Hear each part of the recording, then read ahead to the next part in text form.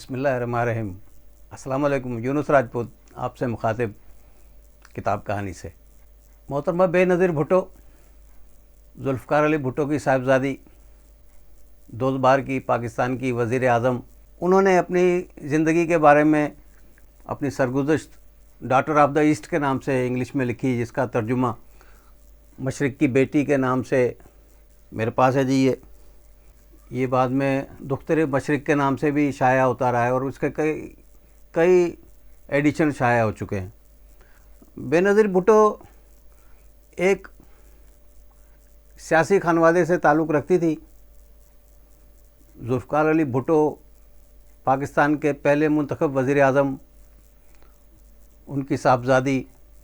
بھٹو صاحب کے جانے کے بعد جو پریشانیاں، مصیبتیں، تکلیفیں انہیں اٹھانے پڑیں، ان کے خاندان کو اٹھانا پڑیں، اس کا ذکر انہوں نے اس کتاب میں بڑے احسن طریقے سے کیا ہے۔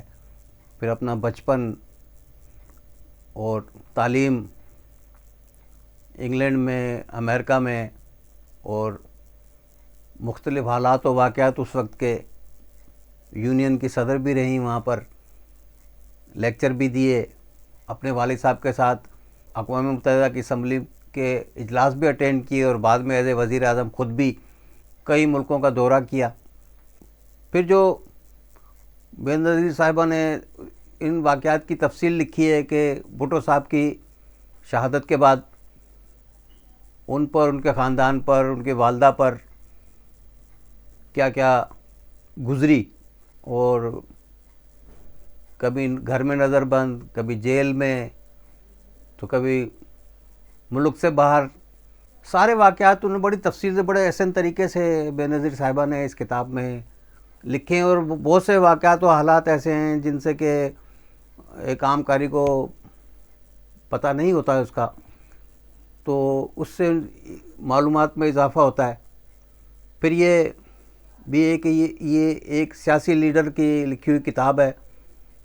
ان کی ایک اپنی پارٹی تھی، ان کا اپنا ایک منشور تھا، تو اس کو اسی نظر سے دیکھنا چاہیے جو انہوں نے اپنے بارے میں، پھر فوجی حکومتوں کے بارے میں، اور دوسرے اپنے رفقا کے بارے میں جو خیالات کا اظہار کیا اس کتاب میں، اور بڑی تفصیل سے انہوں نے بڑے احسن طریقے سے اس کتاب میں جو نا وہ حالات و واقعات پیش کیے ہیں۔